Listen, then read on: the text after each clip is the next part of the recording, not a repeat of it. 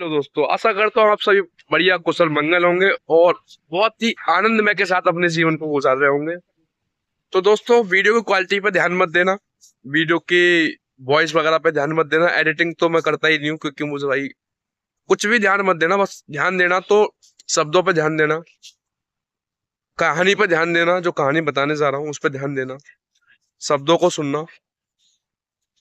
तो गाइस, एक कहानी है टीचर्स और स्टूडेंट्स, पेरेंट्स और सोशल मीडिया जो चल रही है आज के, उस सबको लेकर एक बहुत बड़ी सीख और एक लर्निंग मिली है हमें उस चीज के अंदर। तो एक छोटू नाम का बच्चा होता है जो कि एक स्कूल में पढ़ता है। तो उसका एक टेस्ट होता है स्कूल में। उसका क्या, सारे बच्चों का टेस्ट होता है। तो सारे बच्चे टेस्ट देते हैं। तो उसकी जो मैम थी वो सारी कॉपी इकट्ठे करके लेके जाते हैं। टेस्ट था अपनी अपनी ख्वाहिश। तो सभी बच्चे अपनी अपनी ख्वाहिश लिखते हैं। तो वो टेस्ट मैम चेक करती है घर जाके। तो मैम सारी लोगों की कॉपियां पढ़ रही होती है, बच्चों की चेक करती है। तो उसमें एक बच्चा मिलता है छोटू नाम का। उसमें बहुत सारी ख्वाहिश लिखी होती है।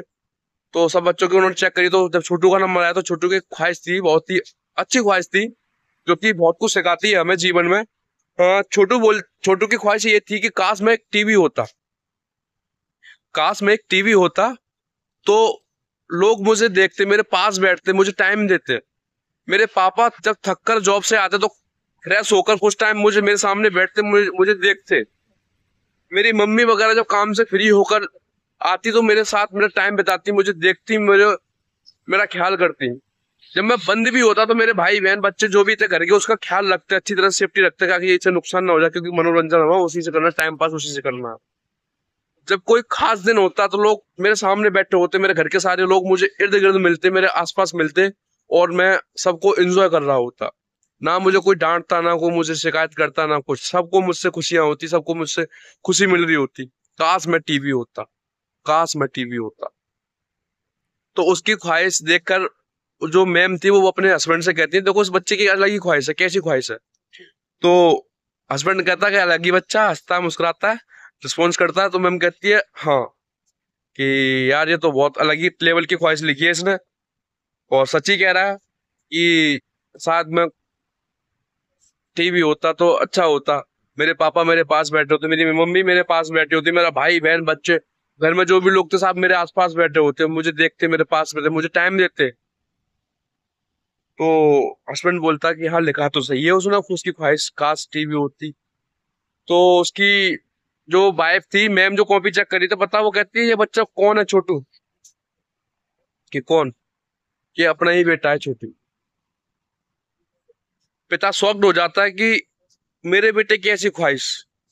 तो उसे माता पिता को अपनी गलती का रियलाइज होता है कि लोग अपने सोशल मीडियाज में, अपनी जिंदगी में इतने व्यस्त है कि अपने बच्चों को समय नहीं दे रहे हैं, अपने बच्चों का ख्याल नहीं कर रहे, उनकी ड्रीम्स क्या, उनकी चॉइस क्या, उनकी इच्छाएं क्या, उन पर फोकस नहीं कर रहे हैं, उन्हें कुछ बता नहीं रहे, उनको बिल्कुल भी नहीं टाइम स्पेंड कर रहे, जिससे कि वो कुछ पूछे, कुछ बता पाए, कुछ कह पाए उनसे। आजकल के बच्चे दूसरों के पास क्यों भागते? क्योंकि उसे घर में वो चीजें नहीं मिल पाती हैं जो मिलनी चाहिए, जो चीज होनी चाहिए उसके साथ, कि वो खुल के कुछ बोल पाए अपने पेरेंट्स से। आजकल नहीं है। आजकल क्या है कि एक घर में 4 मेंबर है तो चारों लोग फोन चला रहे होते हैं। हालांकि मैं भी फोन चलाता हूँ, मैं भी फोन का एडिक्ट बहुत ज्यादा हूँ, मैं ये नहीं करूँ हर जगह। तो हमको इस चीज से बचना चाहिए। छोटू की कहानी हमें ये सिखाती है कि हमें सबको समय देना चाहिए। काम सबके पास है, सब लोग व्यस्त हैं अपनी जिंदगी में, लेकिन थोड़ा थोड़ा समय हमें सबको देना चाहिए। खासकर पेरेंट्स, पेरेंट्स जीवन में बहुत बड़ा रोल निभाते हैं हमारे, क्योंकि सीखना सिखाना पेरेंट्स से ही होता है, पेरेंट्स से ही मिलता है। तो कोशिश ये करिए कि ज्यादा से ज्यादा चीजें और ज्यादा से ज्यादा समय अपने बच्चों के साथ, अपने फैमिली मेंबर्स के लोगों के साथ बैठिए, उनसे 4 बातें करिए, पूछिए, उनसे कहिए, कुछ है दिल में तो बताइए। हमारे पास सवाल है, कुछ इच्छाएं करने की, कुछ चॉइस है, अगर हमारे पास कैपेबल होंगे, हम कुछ कर पाएंगे तो सपोर्ट करेंगे। अगर आप ऐसा करते हो तो हो सकता है कि ये जो लोग बाहर एक दूसरे को लोग ढूंढते हैं ना, जैसे girlfriend, boyfriend, friend, just friend, female friends वगैरह नाम दिए दिया जाता, खास चीजें कम हो। लेकिन ऐसा नहीं है। बच्चे आज के टाइम पे पेरेंट्स से खुलकर बातें नहीं कर पाते। पहले तो बहुत ही अलग लेवल था, लेकिन आज आज के टाइम फिर भी कुछ बातें खुलकर कर लेते हैं, लेकिन पहले ऐसा नहीं होता था। पहले क्या है, बच्चे डरते थे पापा से कुछ कहने में, मम्मी से कुछ कहने में। मम्मी से फिर भी बोल लेते, लेकिन पापा से बहुत कुछ डरते हैं। तो ऐसा ना हो, छोटू की कहानी से सीखिए और बच्चे के मन में ये ख्वाहिश ना आए कभी कि मैं टीवी बनूं, मैं फोन बनूं, ऐसी ख्वाहिश किसी बच्चे के मन में ना आए। तो आशा करूंगा कि आप लोग इस कहानी से कुछ सीखेंगे। हालांकि ज्यादा अच्छी तरह से एक्सप्लेन नहीं कर पाया हूँ चीजों को, क्योंकि मैंने कहीं पढ़ी थी, काफी टाइम हो गया, तो मेरे दिमाग से भी चीजें निकल गई। बट जैसा भी है, मेन पॉइंट ऑफ व्यू मैंने उसका बता दिया आपको। और क्वालिटी पर ज्यादा ध्यान मत देना भाई, वॉइस जैसा भी है। और नाइट में वीडियो शूट कर रहा हूँ फ्रंट कैमरे से, जो कि इसका एम्पियर कम है, बैक कैमरा का 50 है, इसका कम है भाई। और सस्ता फोन है मेरे पास, तो कोई नहीं, ठीक है। कहानी देनी थी मुझे, मैंने बता दी है। और कहानी से कुछ मिला हो सीखने को, कमेंट में बताना।